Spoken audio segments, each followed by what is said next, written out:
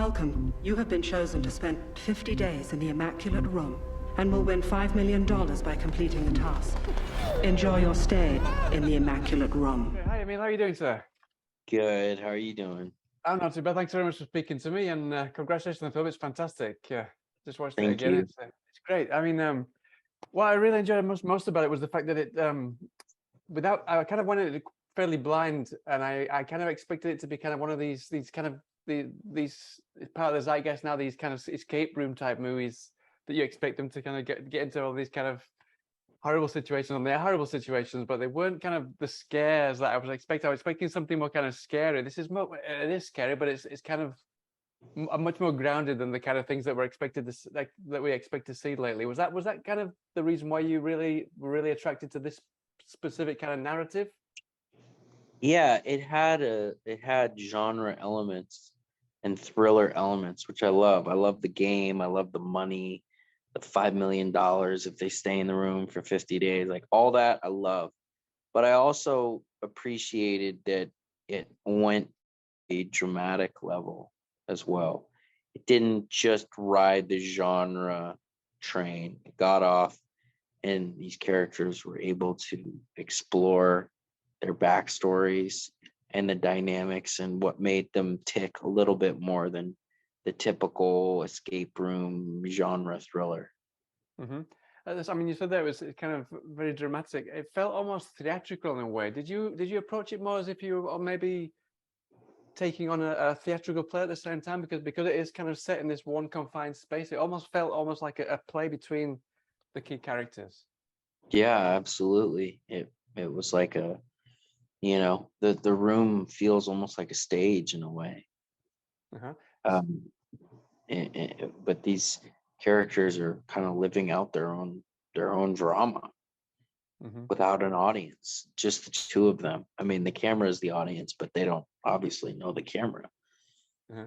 And kind of from an actor's perspective, how did you kind of approach this compared to, I mean, obviously you worked with Kate just previously on another film, which was a very, very different kind of film. So how did the both of you approach this, knowing that it was going to be a very different kind of film, and also the fact that it was all going to be set in this very confined space compared to this film with this huge kind of hurricane and everything going on in the background, which is very different to this one? Oh yeah. Yes. Well, for me, I had a very unique preparation process on this movie because I was working on another film in Guatemala on Friday. I wrapped it. I flew back to the United States. I did my wardrobe fitting on Sunday, and I was shooting Monday morning, the scene where I come through the room. So I had virtually no preparation for this movie. So I was scrambling for the entire shoot to learn the material, learn the scenes. And as a result of really having no time, I had no time to overthink anything. So it really became like me riding my own instincts to the max, trusting my own instincts, in a certain sense, turning my brain off in a way, and just kind of like letting my instincts kind of take over. Mm-hmm. That must have been really complicated. The fact that you were supposed to kind of been there for 50 days, really confined, and the fact that you were shooting something at the same time, that must have been really complicated for you as an actor now to kind of get yourself in the zone, no? Yeah, I mean, it's the room was so easy to feel in the zone in, though, for some reason. There's something about being in that room which just, it made the performance for Kate and Ashley and myself, it just made it easier or something. It like focuses you as an actor like a little bit more or something. I don't know. So it's weird. Something about it where we all felt very natural, like supernaturally natural. You know what I mean?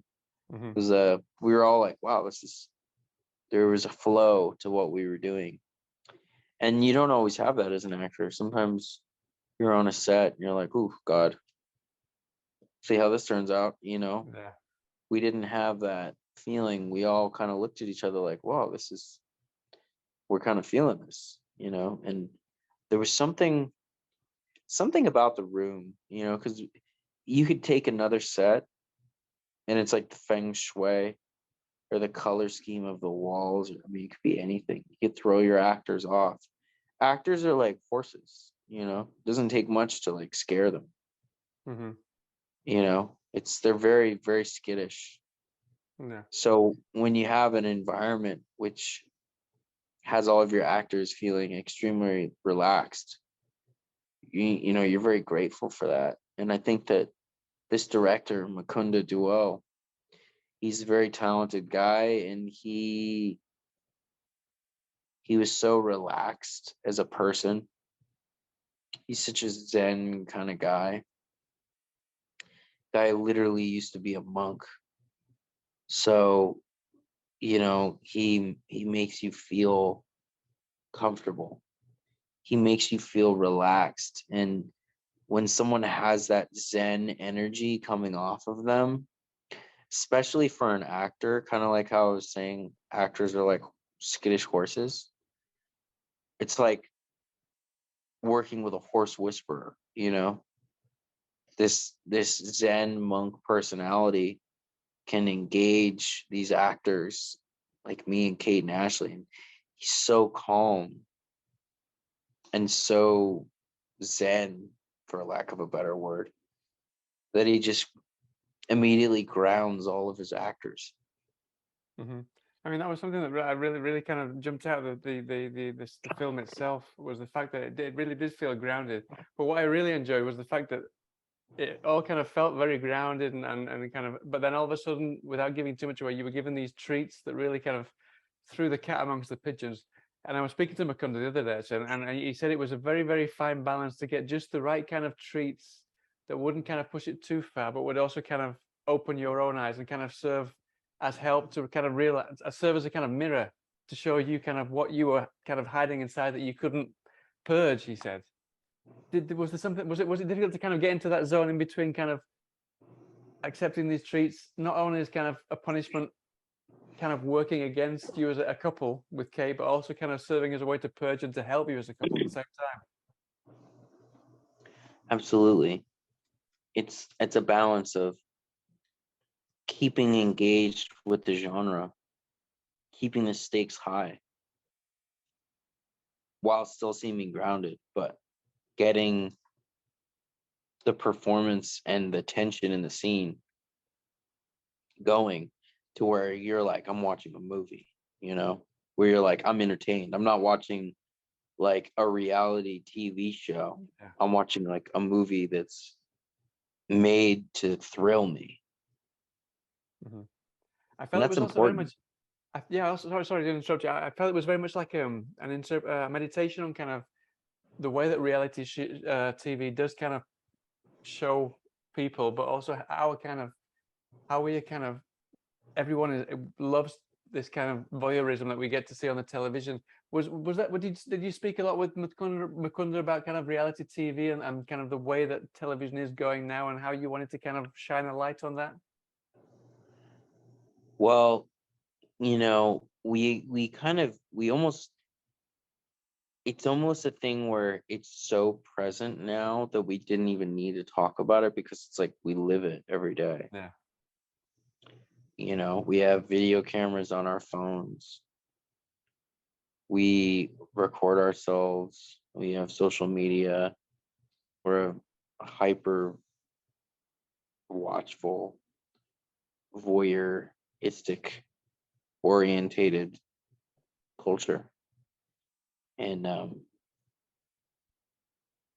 to where these people would willingly make themselves these lab rats in this experiment Mm-hmm. and not think that they're lucky. Mm-hmm. I mean, at the same time, and you play elaborate in the film, but also in a way, I imagine it must have been kind of eye-opening to you as an actor, because you actually play an artist in the film, and it does kind of meditate on how an artist maybe kind of approaches not just this kind of game show, if you will, but also just kind of the way he approaches life, and it opens his eyes to how an artist kind of deals with his life. No, that must have been very Yeah. eye-opening to you when you actually came to actually to act in the film. No. Yeah, absolutely. He is a real artist, and he is actually a very talented person. And just like a lot of artists, he has these blind spots and demons and immaturities, um, as well as a lot of talent. And um, you know, there's no there's no amount of money, because he's an artist. There's no amount of money that like can buy you artistic credibility. It's like one of the only things you can't buy. I mean, there's a lot of things you can't buy, but he wants to be an artist, and he comes from a lot of money.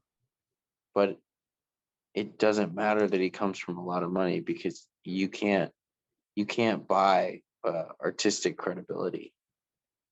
And it makes sense in a way that that's what he would gravitate towards, because it's one of the one things what he comes from has no influence over, you know? Hmm. And so it's more challenging in a way. There's a lot of people that I know personally, that I grew up with, people that come from, very wealthy parents, and there is a certain aspect of being raised in that way, which presents its own set of challenges. Hmm. And obviously, you and Kate, you have very disparate characters. I don't want to give too much away about the differences between you, but you're very disparate characters.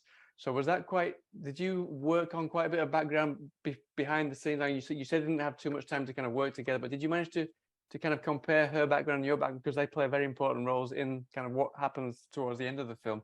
Did you manage to kind of Yeah, spend time together and decide exactly what kind of background they would have? we And so how that well, would work out, or did you was that kind of in the script that Mukunda presented you with it was beforehand? very much in it that what you see in the movie was all in the script. So a lot of it was very self-explanatory. And we kind of it's interesting, because it was a process where, because there was no real time to rehearse or prepare, we really worked off of our given circumstances in a very direct way, which I found were kind of like more than enough. um, it was surprising how useful the given circumstances of the scenes were, just as they were. There's certainly scenarios where you would really flesh out a backstory, and you could, for a week you could go over specific incidences and stories and character history, but we just didn't have the time on this. So it was really an example of taking the script, taking the circumstances and the givens, and trusting our instincts within those to make it real for ourselves in the moment. Hmm. Something that I really enjoyed about the film as well is the fact that it reminded me of kind of when I was growing up in the 70s and 80s, and you tried to find things that you could do to have fun with what little we had now. And obviously here, I don't want to give too much away. There's a great scene that you share with the label on your T-shirt, for example. Just one of the many examples of these things that you managed to do to make fun of what little you had to play with. No. Um, Yeah. was that all in the script as well, or did you was there things that you thought back to that when we didn't have as much advanced technology as we do now, that to kind of help you to kind of find humor in what little you had in the room there to use? Well, I as tempting it is to take as much credit as I possibly can as an actor, most of it really was in the script. I mean, Makunda did write a very good script, so it was up to us to bring it to life, um, which is a huge part of the job. But he did write a good script, and he deserves credit for it. Mhm. No, it's great. But and then something I asked Mukunda the other day is he must have been very um, conscious when he was writing the scripts that he was going to have audience that kind of were from when he was kind of born, when he was growing up, and then young people who they see like a telephone and used to have to dial with numbers and the things like that. They don't even know that existed. So he said he was very, very kind of self-conscious and very aware that he was going to have two different types of audience, one that would really understand what it was like when we used to live like it was in the Immaculate Room, and what people would kind of, they would be surprised, they wouldn't even be able to imagine how it would be like living in an Immaculate Room. Was that something that you were very aware of when you were acting out the film? It's interesting because the room is very high tech. Yeah, Um, you say that, it's true. Yeah. it is a very high tech room, and the lighting and the computer system structure and the cameras. It's actually there is something about it which almost is futuristic. I think that I didn't necessarily think that the generations would have a hard time getting into it, but there definitely is it's more geared to like the futuristic generation in a way, who are used to tablets and Siri listening all the time, computer systems, automatic sliding doors, and health smoothies. Brilliant. Well, listen, sadly, out of time, and I could speak to you for ages about the film. It's a fantastic film. I've loved it a lot. I can't wait for people to see it at the end of the week. And I wish you the Thank best of you, luck with this Howard. one. And I hope to speak to you again sometime soon about something else.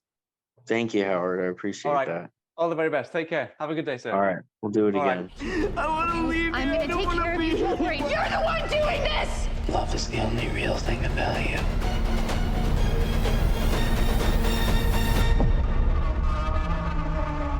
Enjoy your stay